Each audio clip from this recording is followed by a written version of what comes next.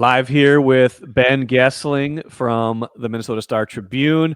We are here on roster cutdown day. It's just shortly before 3 o'clock, Ben. We're waiting for final word, official word on what the Vikings did. But so far today, nothing too terribly, nothing too surprising, although they did. Maybe Gabe Murphy is a little bit of a surprise beyond anything, but a lot of what they did, like kind of intriguingly, was maybe the last week more than just today, right? Yeah. If Gabe Murphy is the most surprising cut of the day, which was a surprise, but if that's it, this probably doesn't match some of the years that I've seen this. In the years where it was like Alex Boone getting cut or John Sullivan that's right, getting cut. Boone, yeah, that was a big one. Brian Robinson, I remember that one. Yeah, so there's occasionally something that splashes a little bit. The Sam Bradford trade, I suppose, on cutdown day probably takes the cake or takes the cheese curds, whatever State Fair thing. Because I think it was, I recall it being during the State Fair. Yes. Yes, that's for you, Andrew Kramer. Yeah, that's for an audience of one if he sees this. But no, this probably doesn't match the most riveting set of cuts we've seen so far. Vikings, of course, have to file it to the NFL by 3 o'clock, 4 p.m. Eastern. New York time, obviously, is the end of the NFL business day. All NFL decisions are finalized by 4 p.m. Eastern. So anything that's on a deadline, you're talking 4 p.m. Eastern, which obviously means 3 p.m. our time. So they will have to file it to the league by 3, which probably means they've already done it. It's now 3:01. Yeah. They don't have to announce the public roster for a little bit yet, and I would think we'll have it fairly soon. Yeah. But yeah, it usually takes a little time. It doesn't take quite as long as it used to in the old days when Rick Spielman treated it like a closely guarded secret for a few hours. He thought it would help him slip guys through to the practice squad a little easier somehow, even though it already is in the league's waiver wire. But we practice squad and seventh round picks. Practice squad and seventh round picks. That was what he was. The bottom of the Vikings roster was better than the bottom of everybody else's in those days, I guess. So, yeah, that should all procedurally be coming here relatively soon. But you're right. A lot of the bigger moves have been in the last few days when they trade Harrison Phillips, they trade Sam Howell, and they signed Carson Wentz kind of in this reshuffling of the quarterback room. And then, of course, trading Mekhi Blackmon last night, which I think leaves their cornerback situation in a bit of a interesting spot. I mean, it's not a group that's probably way to put it. Deep as, it is one way to put it. Probably not as deep as perhaps those of us on the outside would think it should be. We will see if they have other things planned there. I don't look at it right now and say that the depth they have minus Mekhi Blackmon is such that they wouldn't be looking for help at that spot. So that's one spot I could continue to expect a roster move. Doesn't seem like anything is happening today with Adam Thielen. He was reporting to practice in Carolina, and my understanding is that's been in a holding pattern. It's been this sort of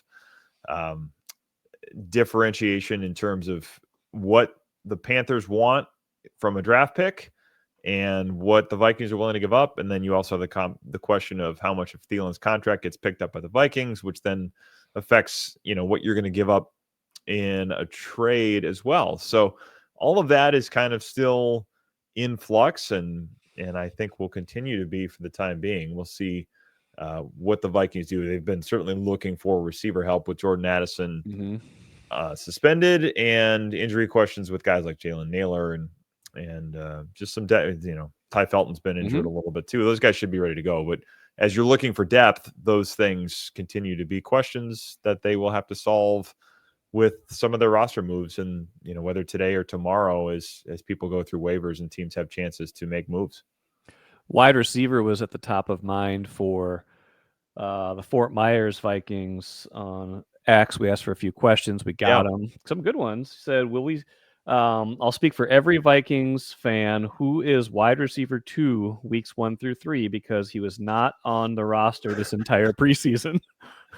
Well, yeah, I mean, that's a valid question because Jalen Naylor would have been my immediate answer, and he may still be.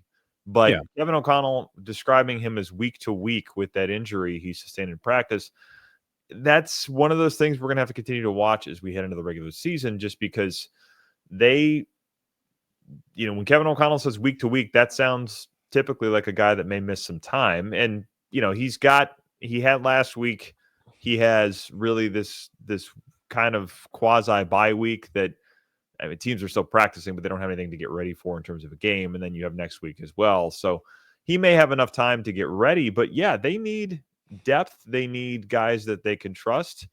Wide receiver 2 in a technical sense, not an official sense, I guess, maybe TJ Hawkinson. Yeah. Right. I think Aaron Jones. Yeah. Yeah, I think both of those things are valid options because they will use both of them extensively in the passing game. And both of them have looked good in training camp. I think TJ Hawkinson has looked better than he did coming, a year further removed from that ACL. I think he's connected well with JJ McCarthy. And Aaron Jones has done some good things as a receiver as well, including, the downfield ball that JJ McCarthy threw late in practices in the last week or so was one of the better downfield plays at training camp for the quarterback. And Aaron Jones obviously makes a nice play on that ball. So you can use those guys, but they're going to need more help at the position. It's part of the reason they have been as active as they've been looking at options. And that's not a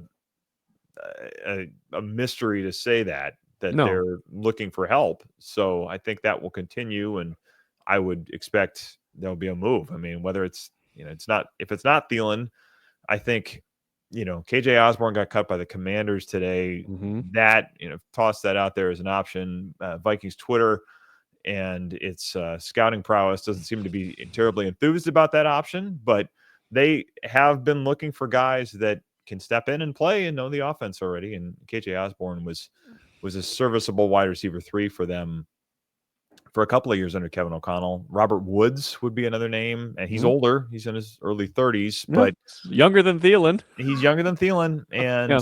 has played in a very similar offense with the Rams, has spent time with Kevin O'Connell. That could be another name to keep an eye on. I mean, they may have other guys, they may have younger guys they end up looking at too, and maybe you don't end up getting somebody that's exactly 100% schooled in this offense already. But those are names that come up because this is a team that wants immediate help, and there's not that much time to get guys ready. And they've indicated that somebody that is familiar with things certainly is helpful to have. So that's why a lot of these options come up. It's probably one of the reasons that Thielen's name has come up as well, because that's somebody you could bring back in that already knows the route tree, knows how to play different positions in the offense, knows what a lot of the checks are going to be. That stuff that you don't have time to teach somebody is beneficial if you bring in somebody that already knows it. I mean, Thielen seems like the perfect fit from a lot of reasons. I mean, not just that he's been here, but he's been productive in Carolina. He caught over 100 balls in 2023, had some hamstring stuff last year, but when he came back, he was a big piece of kind of the Bryce Young resurgence at the end of the year. You've written this and talked about this. I mean, that's part of the reason why they might keep him, because they want Bryce Young to continue to thrive and excel, but maybe they want to look at some younger guys. And so it feels like if they can figure out the compensation, whatever that is, whatever it's part of the money or the draft pick stuff, that's because Thielen, he may not still be a number 2 in ideal circumstances, but he's, good enough to play that for a few weeks. He runs the kind of routes you would want a number 2 to run. And then he's clearly capable of being, once Addison's back, clearly capable of being a very good and also highly paid number 3 receiver. So it's, the fit is there. It's just a matter of are they kind of dilly-dallying now because they got to make sure the price is right, or is it Carolina holding it up? Is it, I don't know what it is, but I don't know who blinks here at a certain point, if that's. Yeah. I mean, so my understanding of this has been that the Panthers have wanted more draft pick compensation or a higher draft pick in return for Thielen than the Vikings have been willing to give at this point. And it just kind of becomes this game of, does anybody Has anybody moved? Does anybody blink? Then, the question of Thielen's contract, I think he's a base salary of $6.5 million this season. The Vikings could afford to pick that up. And that comes into the discussion as well, because if you do that, you have every right to go to the Panthers and say, okay, we're basically giving you cap space. We're effectively buying a draft pick in some ways, or we're buying probably our way back in the draft status in some ways. So don't force us to give up as high of a draft pick. We're probably still talking about a day 3 pick. There's been some discussion, and I've heard some of this about the Panthers wanting a round 3 pick, which that feels like a non-starter to me. I can't imagine the Vikings doing that. But if you're talking a day 3 pick, say a 5 versus a 7, I've heard some of those discussions. That's been some of the trade terms we're talking about. If you're saying we're going to pick up the salary, I would think you could go back to the Panthers and say, well, we don't need to pick up the whole salary and give you exactly what you want for draft pick compensation. But then the Panthers have every right to say, we still use him. He's been a starter for us. Bryce Young trusts him. He's valuable. We're going to keep him. And if we come back around later, that's where we go. I mean, that's trade discussions. Obviously, nobody is forced to do anything. And I think everybody's kind of just been sitting and saying, I'm not ready to move off my position yet. And that may not change for the time being. My good friend Chicken Finger 69 checked in to the chat and said, are the same people responsible for scouting the draft and free agents? They can't be the same people. There must be some division of labor. Everyone associated with the draft needs to be fired, and everyone associated with free agency needs to be promoted. Also, fire Randball. Don't do that. But his blunt point being, we still continue to see much better results from the free agency side of the acquisition. I guess Mekhi Blackmon being the latest example, a 3rd round pick who 2 years later has been sent out for a 6th round pick.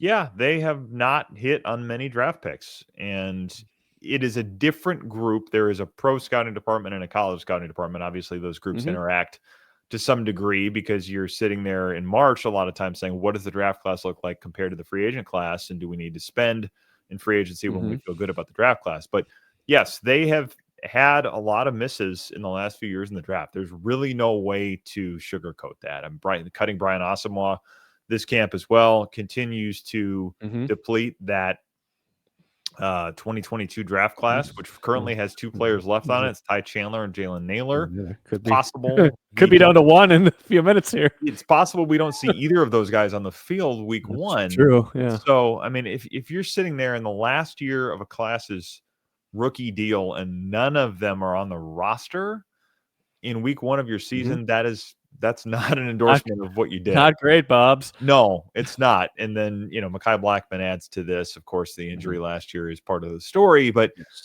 the JJ McCarthy Dallas Turner draft is going to have a lot to say about where this goes. Yes, it has not been good in those drafts. There's no way around that. I think the one thing I would add to it is you have guys like Chaz Chambliss, who's going to make the team.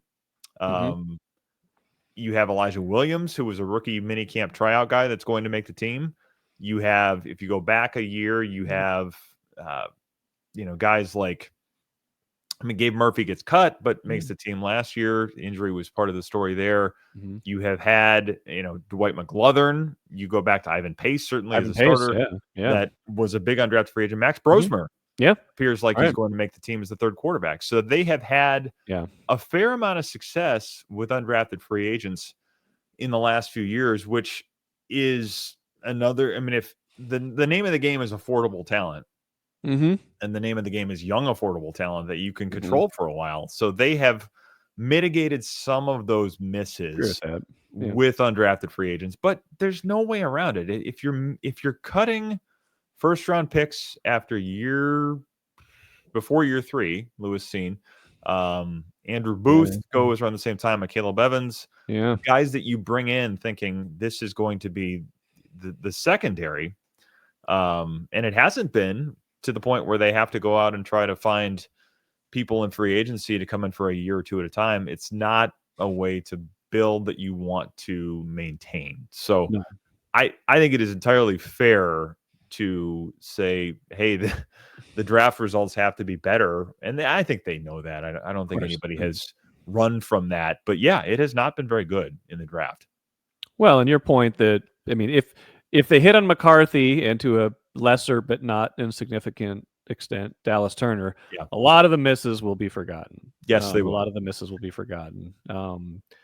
You two things you just said kind of bring it to a couple other questions. We had one, B Bliss 2022. And I knew we were going to get a Brosmer question. It says, what's the over under for how many games before Brosmer becomes QB2? We love Max Brosmer. I love Max Brosmer. He was a really good quarterback at the U. He was a fun guest I had on last year during the season when he was with the Gophers on Daily Delivery. Like, he's good dude, good player, great story. Like, but like, what are we talking? Like, really? Like, is that possible? It could he? I guess some of it has to do with what Carson Wentz looks like, and some of it has to do with, does it even matter? Because if all goes well, JJ McCarthy plays every snap, and it really doesn't matter who's QB2. Yeah, I mean, I don't think we're going to have Max Brosmer as QB2 anytime soon. And part of the reason for that, I think, is they've wanted somebody that has some experience, which Max Brosmer, for all he did in the preseason, does not have in the regular season. So that does factor into their thinking. I mean, this idea of, we've heard Kevin O'Connell say it, we've heard Wes Phillips talk about it. You need a backup quarterback that can come in without a ton of reps during the week, because everything changes now. Now that we go into regular season mode, practices are no longer about, let's install an offense, let's try things out, let's learn what we do. Practices now become, this is what the Bears are going to run, or this is what the Falcons are going to run in week 2, or the Bengals in week 3, so on and so forth. You get my point.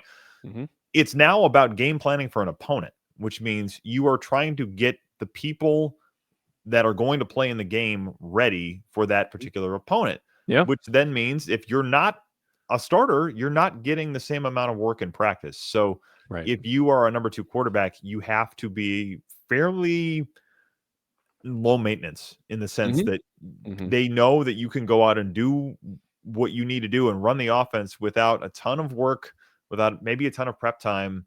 That tends to skew towards veteran quarterbacks. It's part of the reason I think Carson Wentz is here. And, if they were to find other options in that role, that you can't rule that out either. I don't know that that's impossible, that they would go continue to look for backups that they may like. I think Max Brosmer is here because they're excited about him. And I think long term, the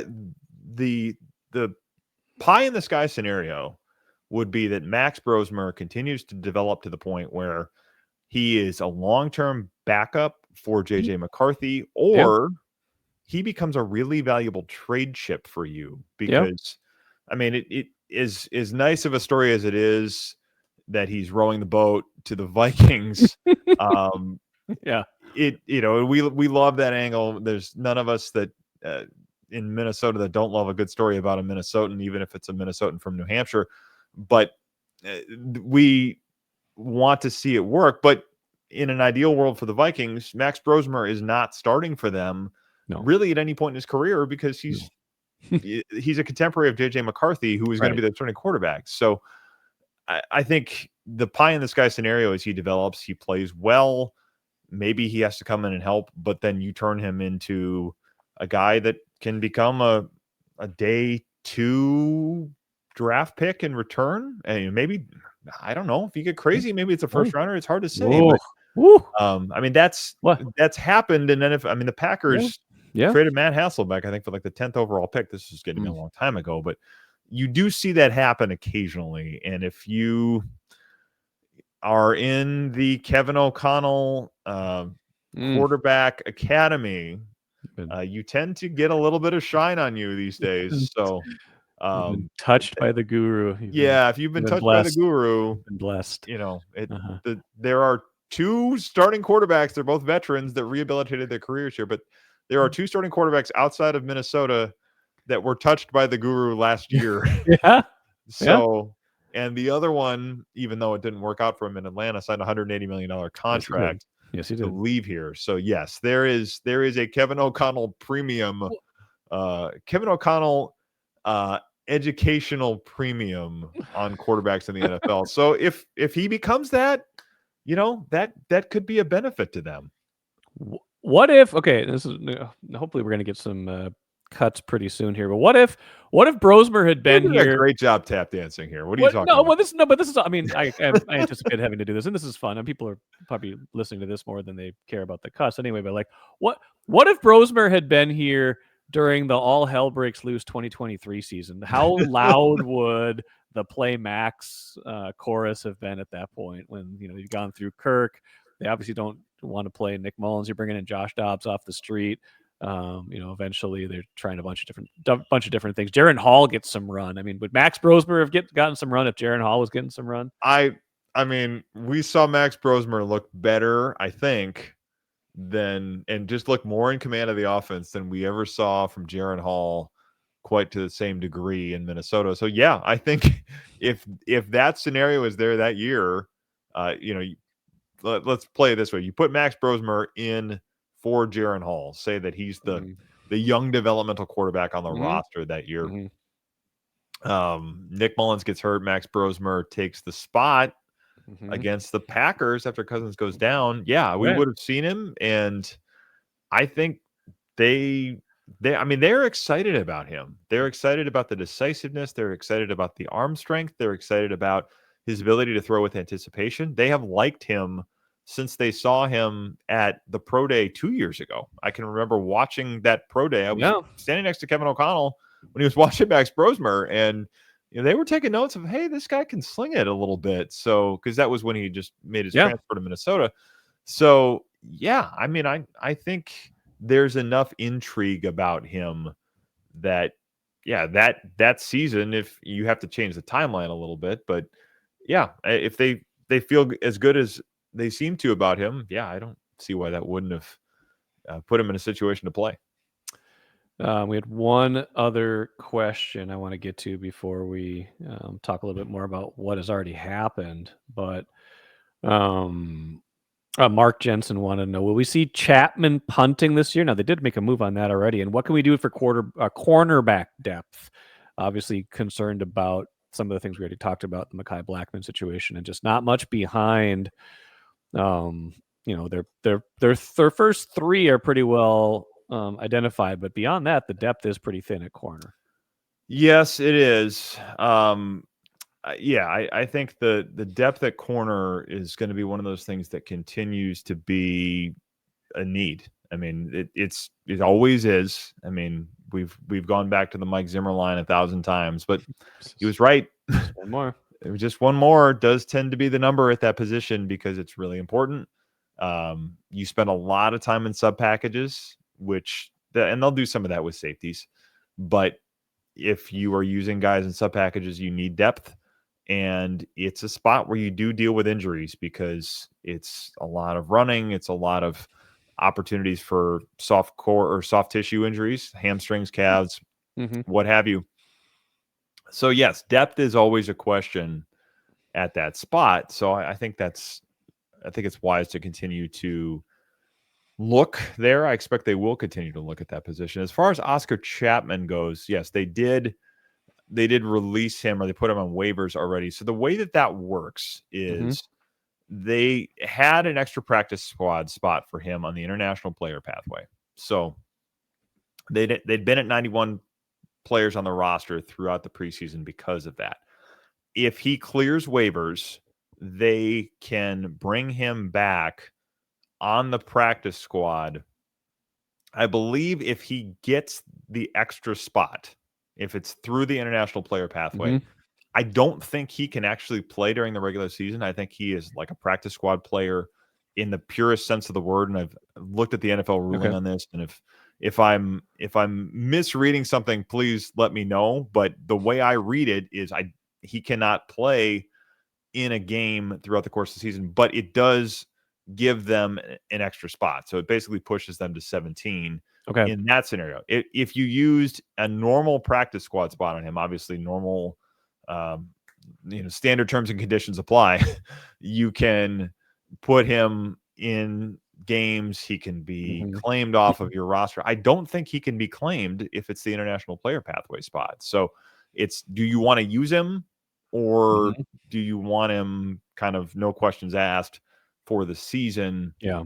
It'll be interesting to see how they kind of route that as they go, assuming he clears waivers. But yeah, that will determine the answer to that question of whether we see him at all or not. I think it's a lot of questions about that will come down to the minutia of the roster move here in the next couple of days.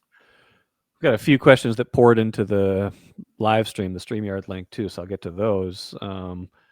Sketch wants to know why'd they cut Gabe Murphy and keep Chambliss. Sorry if you already answered.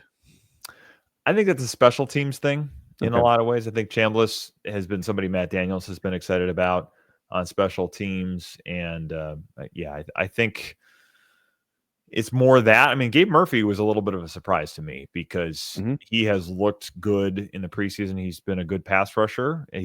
They have a lot of depth at that spot, but Kevin O'Connell's been pretty excited about Gabe Murphy. So that one was a little bit of a surprise, but I think, those spots at the end of the roster do come down to special teams a lot. And when you have the dynamic kickoff, which everybody kind of we roll our eyes a little bit because we haven't seen it look all that dynamic. No, it's a static kickoff. It's a static kickoff.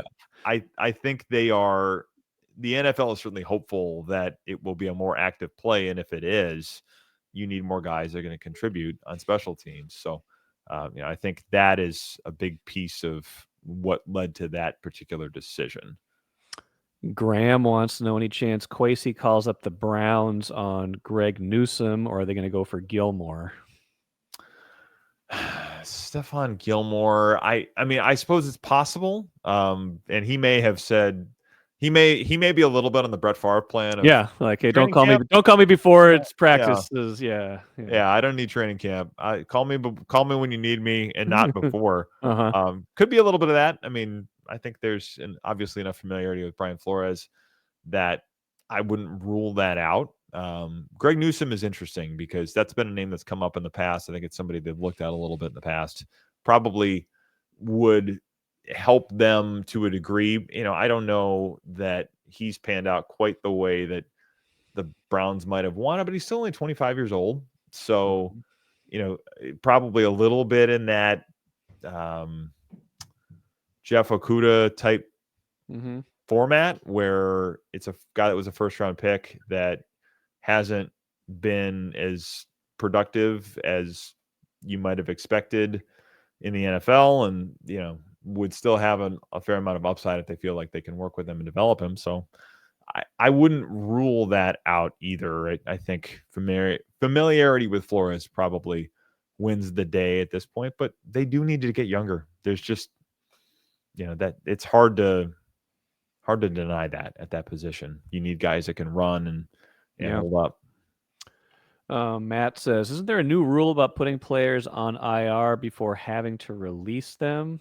Yes. Is that a new rule? Yes. Okay. So they can put, I believe it's 2 players on injured reserve right away, because it used to be this thing where you would have to kind of do this stupid little shell game, and I think everybody kind of just said, can we get rid of this? Yeah, right. Like it's a hassle for everybody, and the beautiful thing about the league is if you don't like a rule, you can change it. I mean, none of this stuff is like handed down from a mountain that's at the top of it's on fire sort of thing. We're not getting the 10 Commandments here. These things can change, and they just said this is dumb. Let's change dumb rule. Let's do it differently. Okay. Correct. So the dynamic kickoff, they said let's do it differently, and then they changed it again. That may be a dumb rule that they changed to another dumb rule. But yes, you can change those things, and they did. Yes, you can now, I believe, designate 2 players for injured reserve right away. So. I just noticed how I can add these to the screen. I like this. There we go. Mark says Max is great. Is arm strength a question? I mean, probably in the sense that he wasn't drafted. I mean, I think that's always a thing, that guys that have arms that kind of pop off the tape, so to speak, tend to get drafted. I have not seen it as being an issue. I mean, I think a lot of the throws he makes over the middle, and Gophers fans certainly watched him enough last year too. He's got plenty of arm for those types of things. And some of the downfield throws I've seen him make, I think his arm looks plenty capable. So, is it Sam Darnold level? Probably not, but I don't think it's a deterrent, or at least from what I've seen, I wouldn't call it that. I'm gonna pop a couple more in here. If we don't have the cuts by then, I'm gonna let you go, and I'll hang out here as long as I need to until these cuts come. Because I did get a bunch more questions on Twitter that came in as well. Well, if you got a little time, we can Yeah, hit those. I don't tap want to. dance a little bit here. Let me pop this one in. We've talked about this already. I just like that I can add these in here now. I'm not. Let's just be honest. I like that I can put these in here now. Yeah. Cornerback thing, lack of people is a problem, right? I feel like I've been gaslighted about this. No, that's just kind of like I kind of like that, because it's like there's some things where we're like all up in arms about it, but then sometimes it's like we just kind of take their word for it, like, oh yeah, they'll be all right at that spot. But like I kind of feel like corner's a problem, and I'm always kind of skeptical about, let's if it seems like a problem, maybe it is a problem. Yeah. I think generally I would agree it's a problem. And we've just mentioned it a little bit here too, but I think the places that they see as a problem, like a big problem, you do see them react pretty quickly. Like last year, for example, with corner, they signed, I think, 6 or 7 guys in the first week of camp, and that was defensive backs overall. Yeah, I think there were a couple of those were safeties, but they had, when Mekhi Blackman goes down, obviously Kyrie Jackson, there was a football component to that, as tragic as it is, and as trivial as the football component of it is. They did have to figure out, what does that mean for the cornerback spot. So you saw a lot of those moves last year, I think, when they have had issues at different spots over the years, whether it's edge rusher, whether it's the tight end trade for TJ Hawkinson. When they see something as a problem, they are not typically the ones saying, oh, we're fine. I mean, that the idea of we're fine with the guys we have, you guys are making too big of a deal out of this type stuff, was a little more common with the previous regime, I think. Yeah. That's something we heard from Rick Spielman about the offensive line quite a bit. And narrator, it was in fact a problem over the years. Yes. History did not bear out that was an overreaction to say that was a problem. So that's the one thing I guess I'd add to the conversation here, is this group has not been as much of the nothing to see here types, but even the way they're talking about guys in training camp, I don't know that I've felt like there's a ton of gaslighting here, but the fact that they haven't done much, I have been a little surprised, because I do think it's a question and a concern as they go forward. Hey, if you want to analyze the Bears 53-man roster, their 53-man roster just came out, but not the Vikings yet. What do you see in question wise? We got one from Thor who asked, with Joe Huber making the team, did they possibly move on from Blake Brandel sooner than later? I don't think this year necessarily, because I have to go back and look at the salary cap stuff. I don't think they get that much back yet, and we can look that up, but don't know that one off the top of my head. But I do think Brandel has value because he's versatile, and they have placed a priority on versatile linemen that you can put in a pinch. That is important to Kevin O'Connell. It's part of the reason guys like Oli Udoh stuck around as long as they did. I think it's part of what they've liked about Blake Brandel. You've seen them draft different linemen. Vidarian Lowe was a guy that they, I think, hoped would turn into a little bit more of that. I think, Walter Rouse is a little bit of that too, where if guys make it, the ability to play in different spots. David Quessenberry, you think of guys, Justin Scholes here in part because it's, we can put him at left tackle, we can maybe put him on the right side. Brandel has a lot of that. So yeah, I think once the contract is at a point where you can say, we can do this cheaper, sure, yes. But I think his versatility makes it something where he's valuable to keep around. And then Brian asks, who's the third string center, Huber, Brandel, or other? I think I think both of those guys. I think Brandell they've worked Brandell at center before. I think if they had to get to that point, I mean, maybe other because they'd have to go out and make another move. Michael Jorgens, of course, would be behind Ryan Kelly as number 2, but I think that would be Brandell would probably be where they'd end up. We're deep on the offensive line if we're going third string. Yeah. Center. People love it though. I wrote about this today. Like people just can't get enough of the last 10 spots on the roster. It's like most of these guys, like God love them, they might turn into great players eventually, but they're probably not. If you're depending on the questionable 53-man roster cuts at some point this season, something has probably gone wrong this year if that guy is playing. We sort of do this. You can kind of set the calendar by it. We spend a lot of time talking about guys that get a lot of attention now, and then in a year we'll be like, oh yeah, who is that guy? I mean, the churn at the bottom of the roster is something that has the shelf life is not terribly long. No. Couple more here. Joel asked about the specific round or compensation for Thielen that the Panthers won. He said, I heard day 3, but I haven't heard exactly what they were asking for. I heard the thing about a round 3. I don't know that is where the talks have ended up. My understanding is Panthers were wanting a 5th rounder, and the Vikings initially, at least, and this is where we were initially, I think talking 7th rounder. So I think we're kind of in that range. I think the day 3 thing was actually me responding to somebody asking where we talking about this. So, and I phrased it at that time as day 3, but my understanding would be a 5th versus a 7th. At least that's where the conversation was when, last I had heard information on that. So that's kind of what I know there. And then, Paul asks, what do you think the next moves are as far as wide receiver and corner? I'd keep an eye on both the spots. We've mentioned that. I think veteran and wide receiver is important. And then Nate asks, did the Vikings just give up on the season? Many are saying this. Thank you for your attention to this matter. Who said that? No, Nate. He's a big comp pick guy. Okay. So we talk a lot more in April and May sometimes than we do this time of year. But no, I don't think they've given up on the season. I'm not quite sure what move would insinuate that or imply that, I guess. But maybe the lack of help at receiver for now. But no, I would not say that. What's going to happen with old friend Kirk Cousins? What do you think is going to happen here? Because it seems weird they would just keep him on the roster all year, but you never know. I mean, I don't know. Yeah, I mean, I think if they, scrolling through more questions.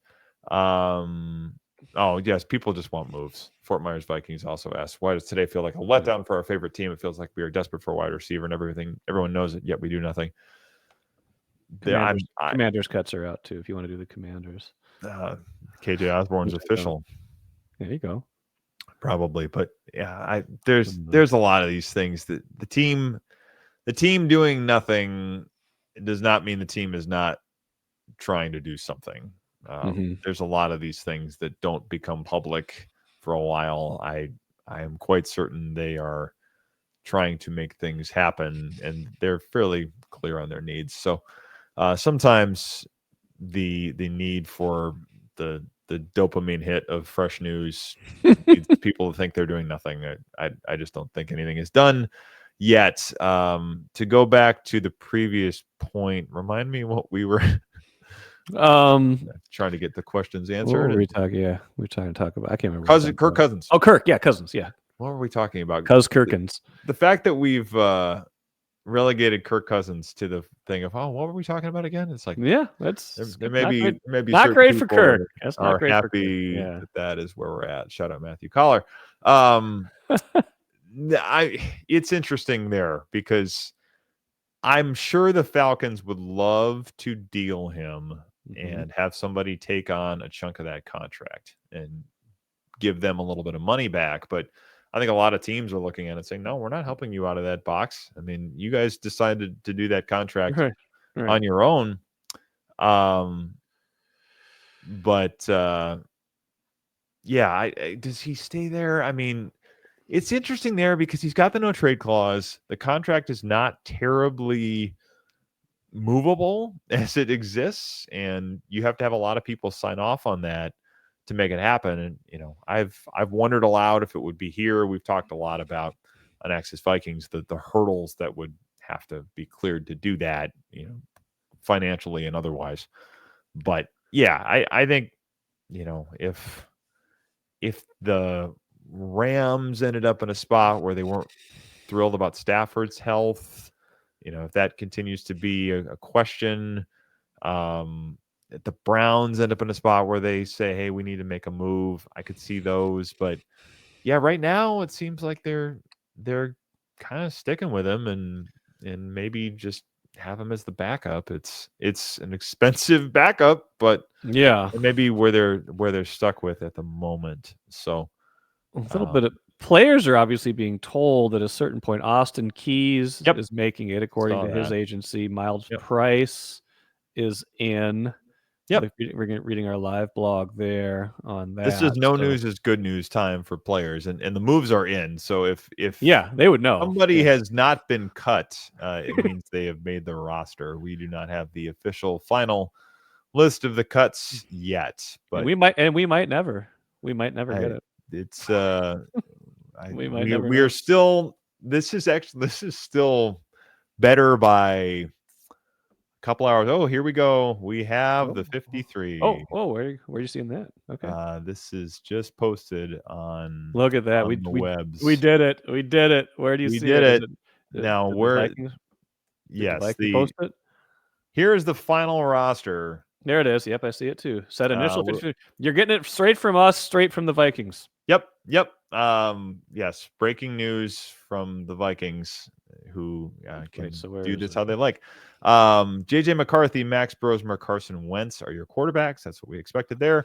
Aaron Jones, Ty Chandler, Jordan Mason, Xavier Scott, CJ Ham, IR designated for reserve or designated for return, I should say. Okay. So CJ Ham had been injured, had been practicing on the side. Means the RB3 conversation is not yet decided because they don't have to yet. They kept both Ty Chandler and Xavier Scott. Justin Jefferson, Jalen Naylor. Who's your fullback then? Do you have a fullback? Kind of Xavier Scott was. Yeah. Okay.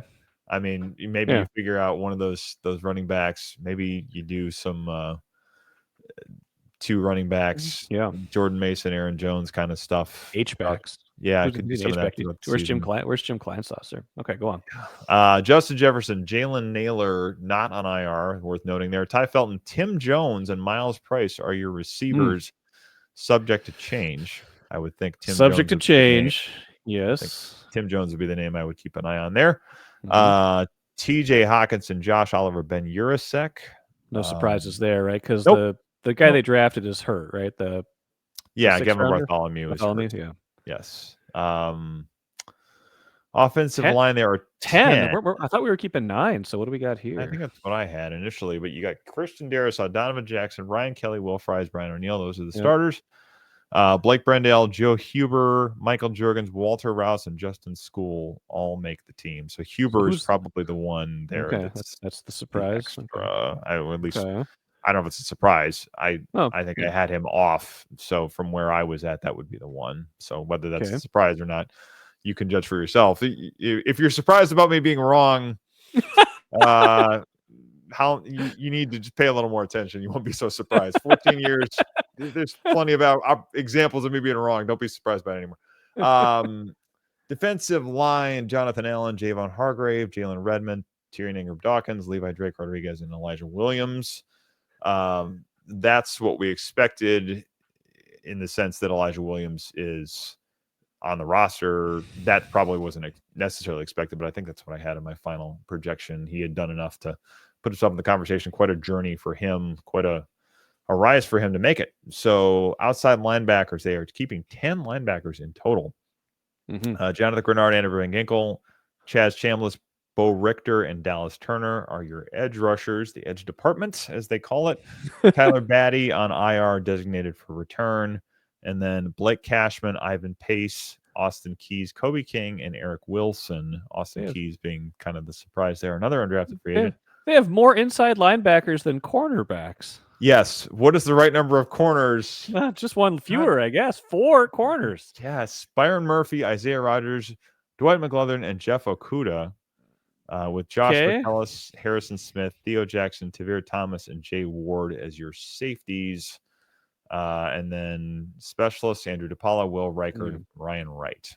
Okay, so let's 2 questions. A little thin on the corners would be I was going to say, so yeah, two takeaway there. 2 questions that jump out at me. Number one, it's not a lot of the big surprises here, obviously, but CJ Ham to injured reserve is a little bit surprising, right? That didn't seem like that was something forecasted, was it?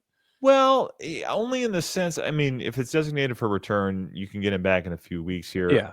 Only in the sense that he had been not practicing a ton. Okay. And they had him working on the side here. So,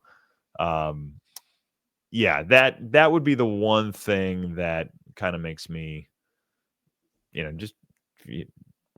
I wouldn't, it wasn't something that I expected necessarily. I thought he'd been on the roster, but you're kind of trying to triangulate how bad these injuries are this time of year. So yeah, that's newsworthy. Obviously, Tyler Batty, I think we knew after some of the injury stuff last couple of days, and then the corner situation is interesting. So does that tell you that there's much more to come? I mean, obviously, like the 53-man roster is set, but then you can move bodies around, obviously, as you see the other cuts, and then you just have to then eliminate, cut somebody else that was on the initial 53. So you can see potential where there's a little bit extra in some spots right now, and maybe some spots where there's maybe not enough. Like 4 corners, Ben. We're running the 4 corners defense. You heard of the 4 corners offense. This is the 4 corners defense. The 4 corners offense tends to work better in basketball than the 4 corners defense does in football. Yeah, that's the spot where you would say that probably changes. Yeah, I would think if they can find somebody that they like at that spot. So Maya Vaughn was a guy I thought had a chance to make the roster. They did not keep him. I would expect there's still going to be need for a move there. I mean, all of the questions we've gotten at the early part of this podcast about wide receiver and cornerback depth are especially valid now. Yeah, Ben. hold all tickets. Those are still valid, I think, at this point.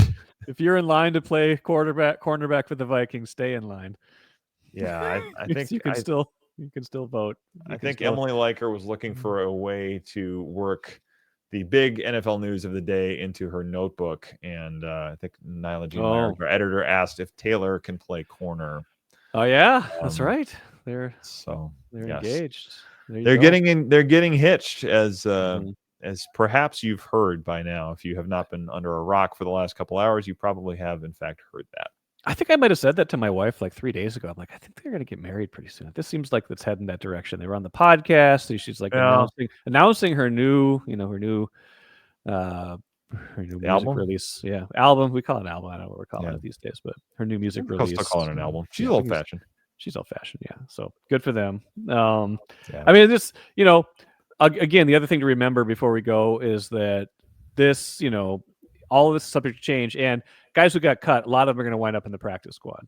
Yes. So everybody goes through waivers now, and by generally tomorrow afternoon, I think it's maybe 11 o'clock tomorrow that they can start to put guys onto the practice squad. So yes, that will be the plan for the next day here. You'll put 16 guys in the practice squad, 17 if Oscar Chapman is in that international player spot as well. So yeah, you'll have all of those things done, and then there'll still be more moves. You'll have some guys probably that get cut, and then players added once they go through the waiver process as well. The Vikings, of course, can make waiver claims. They will be towards the back of the waiver wire process because it mirrors the draft order at the beginning of the season. So having made the playoffs last year, they won't be at the top of that. It'll start with the Titans and then go from there. But I would expect more moves will come. And especially in spots like a 4 corner alignment. I think that is not very many. I wonder, for now only. Has Zimmer ever kept twice that many? Did he ever keep 8 corners? 8 corners. I would bet he kept 6 or 7. Yeah, That's a good question. What's the most corners Mike Zimmer ever kept? We got to find. Yeah, there's probably some AI bot that can give us a pretty quick. Finally, a good use for AI. Go find. Yeah, tell me what was the right number of corners for Mike Zimmer, other than just one more. What is the actual right number of corners that Mike Zimmer said? I'm good. My hunger is stated. My thirst is quenched for corners. I have the right number of them. Yeah, that is something we can continue to research. Yes. All right, Ben. Well, this has been a lot of fun. I hope you guys had fun with us too. Let you get back to work on other stuff and 53-man stuff, but also more important stories we're working on. I'll get this up on YouTube for anyone who wants to watch the replay over there, but this will also be on X, of course. So thanks you guys for the good questions and for hopping on, and we'll talk to you guys soon. It's been fun. Thanks, Mike.